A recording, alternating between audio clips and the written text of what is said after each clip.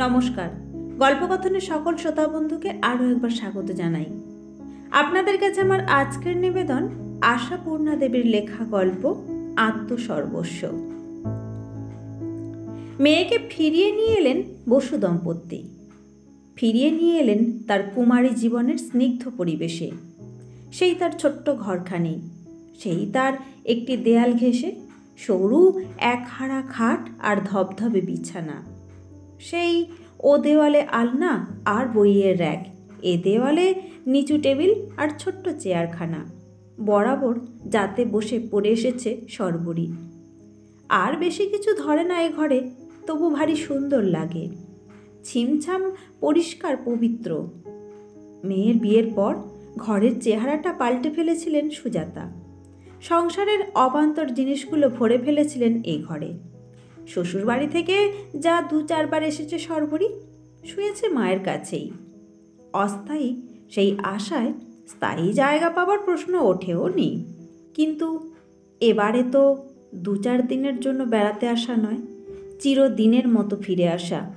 আবার নতুন করে প্রতিষ্ঠার বেদি রচনা না করে রাখলে ও বুঝবে কি করে যে বরাবরের মতো এসে আশ্রয় নিতে হলেও সমাদরের ত্রুটি থাকবে না তার? কি করে টের পাবে স্নেহাতুর মাতৃহৃদয়ের আকুলতার পরিচয়? মা বাপ দুজনে গিয়ে নিয়ে এসেছেন। গাড়ি থেকে নেমে একেবারে সোজা এখানে তুললেন। বললেন, এই তোমার ঘর, আবার এ ঘর ফিরে পেলে তুমি। মনে করো যেমন ছিলে তেমনই আছো। মাঝখানের কটা দিন কিছু নয়, স্বপ্ন, ছায়া। বলতে বলতে স্বর বাষ্পাচ্ছন্ন হয়ে এলো অনাদিপ্রসাদের। সর্বরী কথা বলছে না, কাঁদছেও না, শুধু বসে আছে মুখ নিচু করে। কেশের ঘন অরণ্যের মাঝখানে পায়ে চলা পথের মতো যে সরু রেখাটি শুভ্রতায় প্রখর হয়ে উঠেছে, উজ্জ্বল বিদ্যুৎ আলোকে আরও প্রখর দেখাচ্ছে সেটা।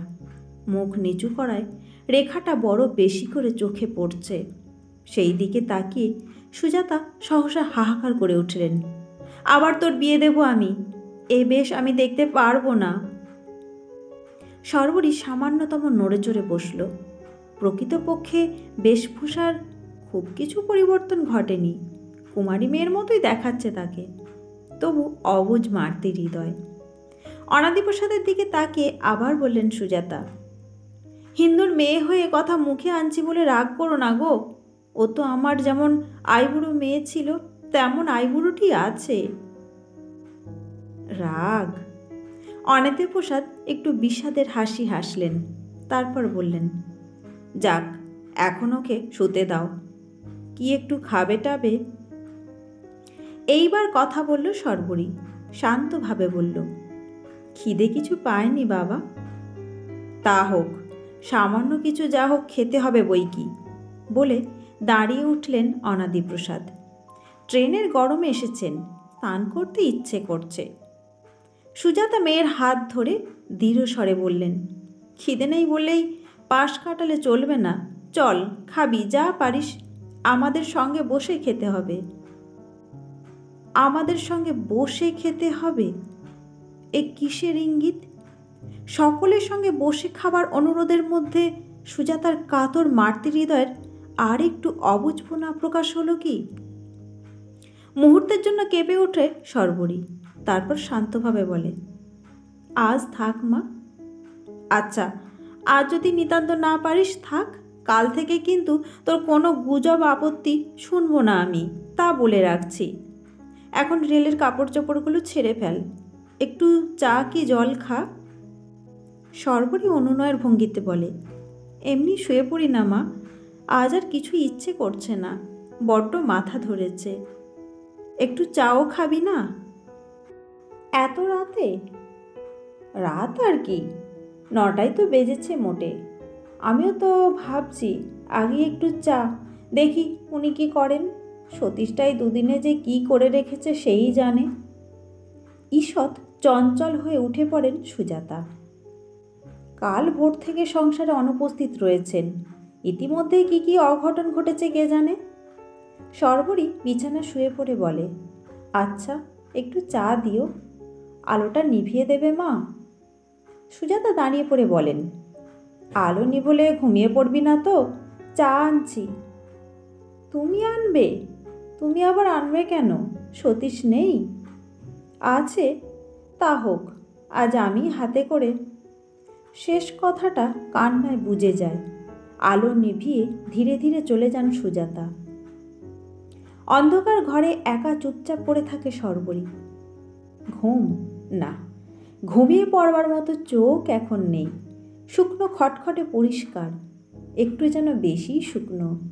সদ্য বিধবার পক্ষে এত শুকনো চোখ, এত স্থির ভাব একটু আশ্চর্য বই কি।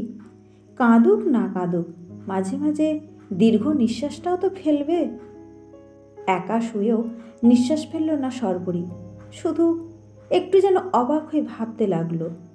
মা বাপ তার জন্য এত আকুল হয়ে উঠেছেন, এত ব্যস্ত হচ্ছেন তার একটু স্বস্তির জন্য, কিন্তু সে স্নেহ স্পর্শ শর্বরীর মন পর্যন্ত পৌঁছচ্ছে না কেন? ও যেন সার্সিবন্ধ ঘরের মধ্যে থেকে ওগুলো শুধু দেখতে পাচ্ছে। তবে কি খুব শোক হয়েছে শর্বরীর, তাই এমন হচ্ছে? শোক? খুব তলিয়ে ভাবতে চেষ্টা করে শর্বরী। শোক কাকে বলে? প্রিয়জনকে হারিয়ে যে হাহাকার ওঠে অন্তরের অন্তঃস্থলে, তার নামই না শোক। কিন্তু কই সে হাহাকার কোথায় শর্বরীর? শুধু খানিকটা অস্বস্তি, শুধু সাদা দেওয়ালের মতো খানিকটা ফাঁকা ফাঁকা শূন্যতা। প্রিয়জন কে? সে কদিন আগে যার মৃত্যু সংবাদ এসেছিল, শর্বরীর সঙ্গে তার হৃদয়ের যোগ ঘটল কবে? বরং যে কদিন সেই লোকটাকে উপলক্ষ করে শর্বরীকে নিয়ে শোকের সমারোহ চলছিল, রীতিমতো বিরক্তি বোধ করছিল শর্বরী। বাপ মা গিয়ে পড়ে সে বিরক্তি থেকে উদ্ধার করেছেন। হ্যাঁ, এর জন্য মা বাপের উপর কৃতজ্ঞ সে। শর্বরীর ভাগ্যে ঘটেছিল এক পৌরাণিক যুগের কাহিনী। মুক্তিকামী পুত্র পালিয়ে গিয়েছিল সংসার ছেড়ে। মা বাপ গিয়ে কেঁদে কেটে মঠ থেকে ফিরিয়ে আনলেন ছেলেকে এবং একটি বন্ধন রজ্জু সংগ্রহ করে বাঁধতে চাইলেন তাকে, কিন্তু সে চেষ্টা হলো সমুদ্রে বালির বাঁধ। ফুলশয্যায় হাতের সুতো খোলার মতোই বৈরাগী কুমার অনায়াসে ছিঁড়ে ফেলে দিয়ে গেল সেই বন্ধন রজ্জু ফুলশয্যারই রাতে। ব্যাপারটা অতীব শোচনীয়, সন্দেহ নেই, কিন্তু একেবারে পচা পুরানো প্লট। তবু বিয়ের পর এই 1.5টা বছর শ্বশুরবাড়িতেই ছিল শর্বরী। ছেলেকে ফিরিয়ে আনবার জন্য চেষ্টার কসুর করেননি তাঁরা, কিন্তু শর্বরীর ভাগ্যে নেই। পালিয়ে যাওয়া লোকটা এমন জায়গায় পালালো যে ধরে আনবার আশাটুকুও গেল। মঠের কর্মাধ্যক্ষের হাতে লেখা 2 লাইনের একখানি পোস্ট কার্ড। সেই 2 লাইনের মধ্যেই লেখা হয়ে গেছে শর্বরীর ভবিষ্যৎ জীবনের ভাগ্যলিপি। অন্ধকারে বাইরের দৃষ্টি ব্যাহত হয় বলেই কি ভিতরের দৃষ্টি স্বচ্ছ হয়ে ওঠে? নিজেকে সম্পূর্ণ তফাৎ রেখে সেই স্বচ্ছ দৃষ্টি মেলে ভাবতে চেষ্টা করে শর্বরী। ভাগ্যলিপি কি শিলালিপির মতোই খোদাই করা? পুরনো লেখা মুছে ফেলে আর একবার নতুন করে লেখা যায় না? যে লেখা লেখবার জন্য সুজাতা কলম ধরতে চাইছেন। ভাবতে ভাবতে হঠাৎ নিজেকে সচেতন করে তোলে শর্বরী। না, ভেঙে পড়লে চলবে না। নিজেকে অপরের করুণার পাত্রী হতে দিতে রাজি নয় সে।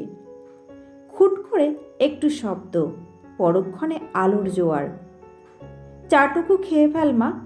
সুইচটা নামিয়ে দিয়ে কাতর কণ্ঠে অনুরোধ জানাচ্ছেন সুজাতা। শর্বরী উঠে বসে সহজ গলায় বলে, দাও। আর শোনো, কি আছে তোমার? হঠাৎ দেখছি বেশ খিদে পেয়ে গেছে। ও ঘরে গিয়ে সুজাতা নিচু গলায় বলেন, যতটা মুষড়ে পড়েছে ভেবেছিলাম তেমন মনে হচ্ছে না, সামলে নিয়েছে। অনাদিপ্রসাদ বোধ করি উত্তরের অভাবেই চুপ করে থাকেন। সুজাতা জেদে সুরে বলেন, এখন তো সব রকম আইনই হয়েছে, তবে কেন আমরা ওর আবার বিয়ে দেব না বলো তো তুমি? বিধবা বিয়ের আইন আজকে হয়নি সুজাতা, ও আইনের বয়স অনেক। ওকে বিধবা বলো না গো। সুজাতা কেঁদে ফেললেন। ভাবলে প্রাণটা ফেটে যায়। একদিনের জন্য জানল না স্বামী কি বস্তু। ফুপিয়ে ফুপিয়ে কাঁদতে লাগলেন সুজাতা, আর ব্যস্ত অনাদিপ্রসাদ তার মাথায় গায়ে হাত বুলিয়ে দিতে লাগলেন। দুজনের একই শোক, পরস্পরের সান্নিধ্যই সান্ত্বনা। কিন্তু মেয়ে মা বাপকে তাজ্জব বানিয়ে দিচ্ছে, ঠিক এই রকমটা আশা করেননি তারা।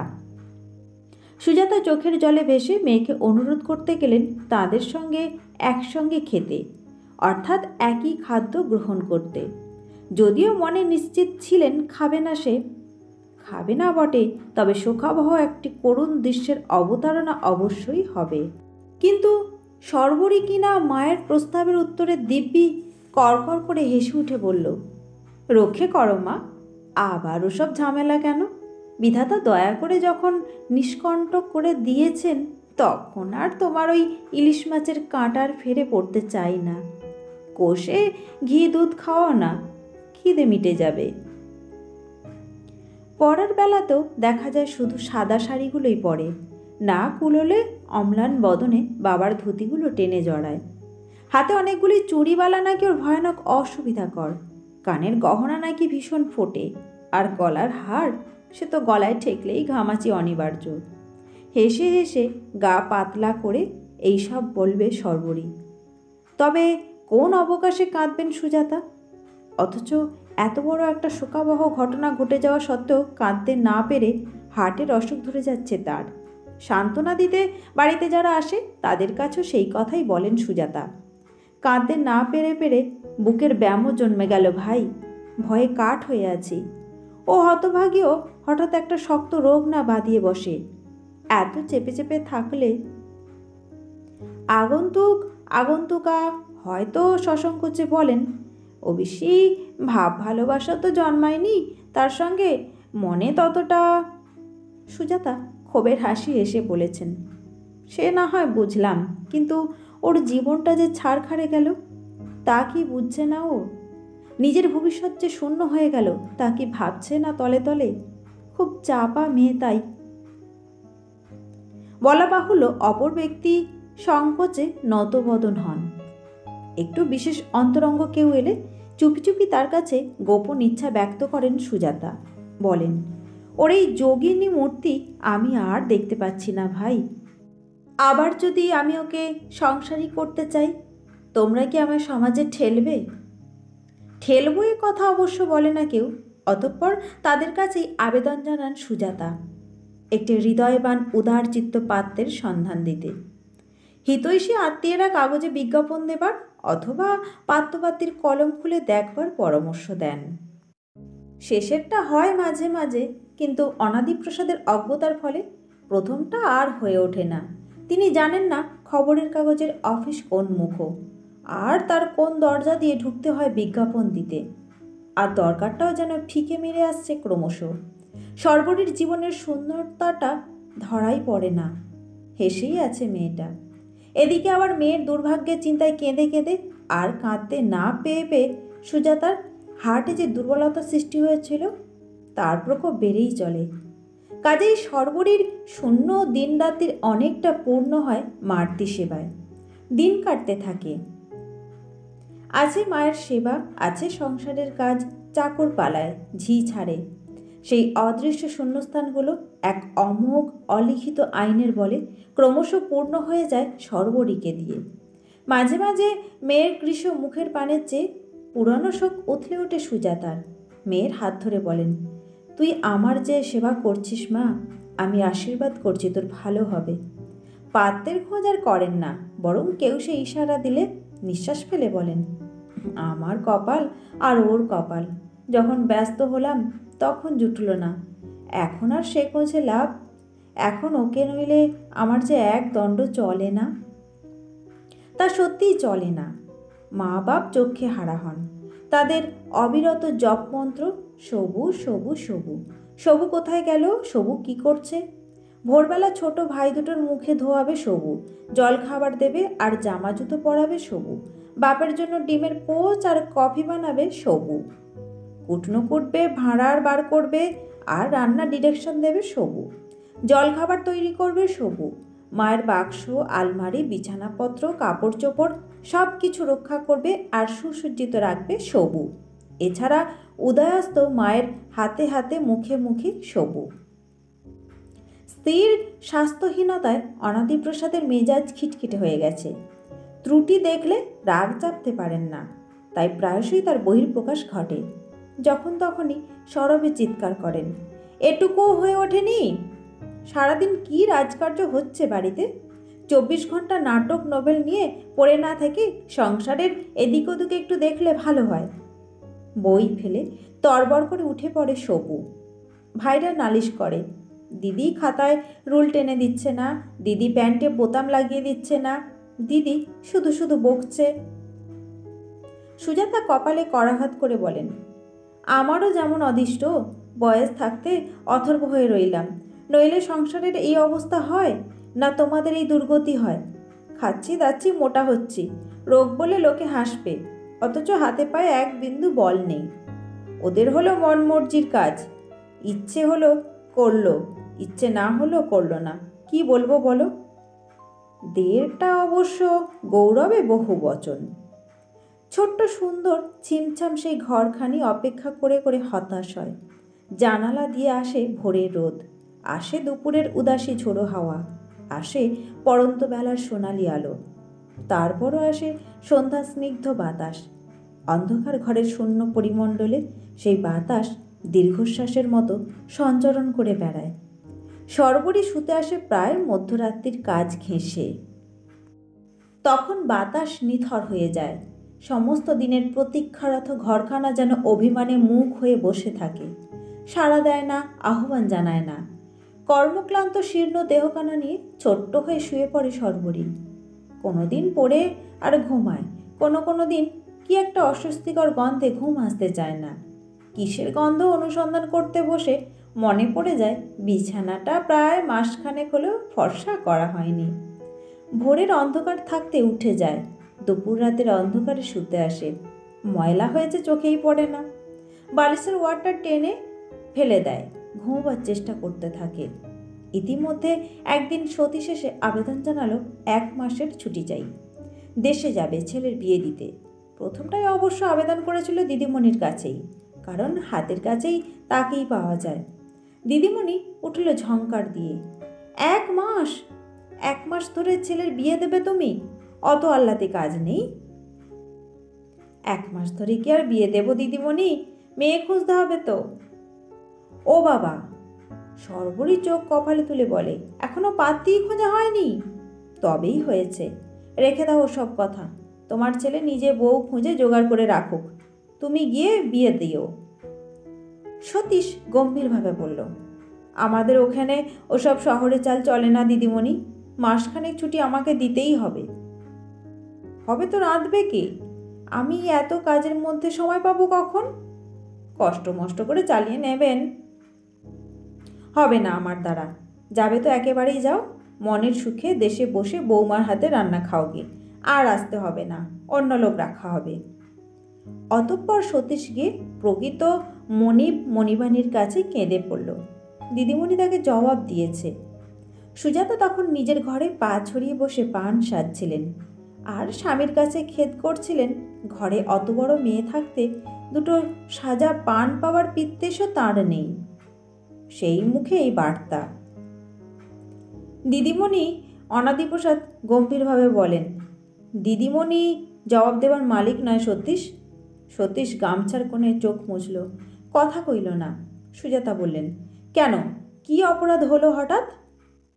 সতীশ কিছু রেখে ঢেকে ইতিহাসটা ব্যক্ত করল এবং শেষ মন্তব্য করল, আপনাদের বড়লোকের বাড়ি তাই, আমাদের দেশে ঘরে অমন ভারী বয়সের বেধবা মেয়ে সংসারের জুতো সেলাই থেকে চণ্ডীপাঠ সমস্ত করে বাবু, এ বয়সে বসে খেলে কি আর রক্ষে আছে? কথাটা শেষ হতে না হতেই সর্বরী ঢুকলো ঘরে, মায়ের দুধের বাটি হাতে। সতীশের কথা শেষ হতেই তীক্ষ্ণ গম্ভীর স্বরে বলল, তোমার জামা কাপড় কি আছে নিয়ে বেরিয়ে যাও সতীশ, বেরিয়ে যাও বলছি, 1 মিনিট দেরি নয়, ওঠো। থতমত সতীশকে থ করে দিয়ে অনাদিপ্রসাদ বলেন, যাও বললেই কি আর যাওয়া হয়? হয় বই কি বাবা, সতীশ আর 1 মিনিট নয়, সর্বরী বলে। সুজাতা ভারী মুখে বলেন, তেজ দেখালেই তো হয় না, তোমার তো ওই গতর, লোক এখন জোগাড় করে কে?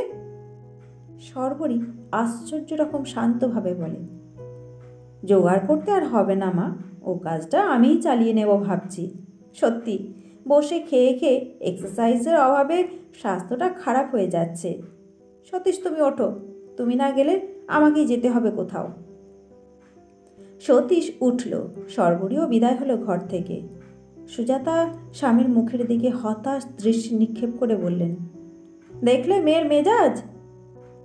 দেখলাম বই কি, আমার যেমন অদিষ্ট তাই মুখ বুঝে এই মেজাজ সহ্য করছি। ও যা তেজি মেয়ে, সতীশকে আর ঢুকতে দেবে বলে মনে হয় না। না দেয় তো আর কি করা যাবে, সতীশও তো বলেছে, মিথ্যে নয়। গেরস্ত ঘরে কে কজন বিধবা মেয়েকে বসিয়ে খাওয়াতে পারে? নিষ্কর্মা হয়ে শুধু নাটক নভেল পড়ে লাভই বা কি? আমিও তো খরচপত্রে ডুবতে বসেছি। অতঃপর ডোবার হাত থেকে কিছুটা পরিত্রাণ পান অনাদিপ্রসাদ, আর সর্বরীয় ব্যায়ামের ফলে স্বাস্থ্য ভালো হতে থাকে। সাধে কি আর বলে, ভগবান যা করেন ভালোর জন্যে। দেহযন্ত্রের একটায় কোনো কসুর দেখা দিলে অপর কোনো যন্ত্র নাকি বেশি কার্যকর হয়। কথাটা বোধ করি সত্য। সুজাতার হাতের পায়ের বল গেছে, কিন্তু অনুমান শক্তিটা ক্রমশই জোরালো হচ্ছে। দোতলার ঘরে শুয়ে বসে থেকেও তিনি আবিষ্কার করতে সক্ষম হচ্ছেন বিকেলের দিকে প্রায়ই নিচের তলায় রান্নাঘরে আর ভাঁড়ার ঘরে নিতান্ত নির্বান্ধব অবস্থায় কাটছে না সর্বরীর। কেবলই যেন হাসি, গল্প, কথার আওয়াজ পাওয়া যাচ্ছে। ছেলে দুটোও কি তেমনই পাজি? ঠিক একসঙ্গে দুজনের বেড়াতে যাওয়া চাই। অনাদিপ্রসাদেরও ফিরতে প্রায় রাত্রির। সুজাতাকে যে ডাক্তার ওপর নিচে করতে বারণ করেছেন সে কথা কি ভুলেই গেছেন অনাদিপ্রসাদ? ভুলে গেছেন ঘরে বিধবা মেয়ে? নিচে কে এসেছিল এই কথা জিজ্ঞেস করতে সাহস হয় না। তবু একদিন না করে পারেন না সুজাতা।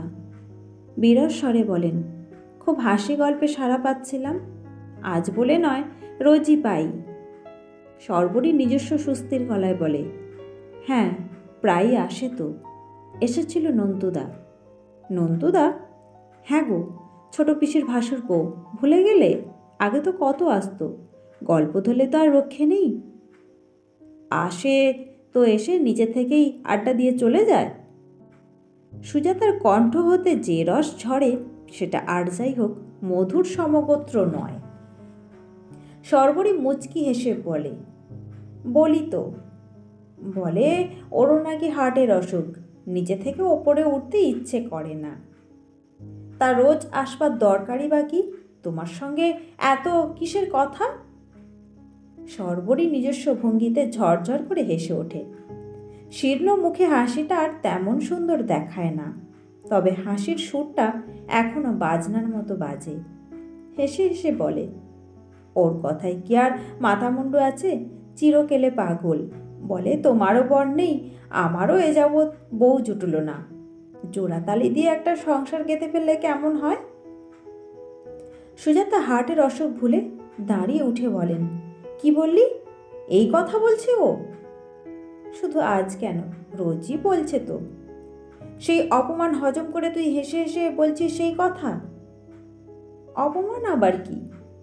সর্বরী মাকে ধরে আবার খাটে বসিয়ে দিয়ে বলে, উত্তেজিত হচ্ছ কেন শুধু শুধু? অসুখ বাড়বে যে। এতে অপমানের কি আছে? আমার হাতে রান্নার সুগন্ধে নাকি ওর মন অস্থির হয়ে ওঠে, তাই। ও, ভেতরে ভেতরে তোমার এই? ওপরে ভিজে বেড়ালের মতো হাত শুধু করে থান পরে বেড়াচ্ছ? লজ্জা করলো না? লজ্জা করলো না সেই হতচ্ছাড়া বজ্জাতের ইয়ার্কির কথাটা মুখে আনতে? হা ভগবান, এই তোমার মনের ভাব, আর তোমাকে আমি বিশ্বাস করে নিশ্চিন্ত হয়ে বসে আছি। কি মুশকিল? সর্বরী বসে পড়ে বলে, ও তো আর আমাকে নিয়ে পালাতে চায়নি, ভদ্রলোকের মতো বিয়ের প্রস্তাব করেছে। আমিও ভেবে দেখলাম রাজি হতে দোষ কি? তোমরাও তো খুঁজেছিলে এমনই একটি উদারচিত্ত হৃদয়বান পাত্র। এতদিনে যখন জুটেই যাচ্ছে। সুজাতা ধপাস করে বিছানা শুয়ে পড়ে বলেন, মেয়ে সন্তান এমনই অকৃতজ্ঞই বটে, আত্মসর্বস্ব স্বার্থপর। সর্বরী অমায়িক হাস্যে বলে, সে কথা ঠিক মা, শুধু মেয়ে সন্তান কেন, মেয়ে জাতটাই। আপনারা শুনছিলেন আশাপূর্ণা দেবের লেখা গল্প আত্মসর্বস্ব। গল্পটি কেমন লাগলো কমেন্টস করে জানাতে ভুলবেন না। আর যদি ভালো লাগে ভিডিওতে একটা লাইক দেবেন। সকলে ভালো থাকবেন। ধন্যবাদ।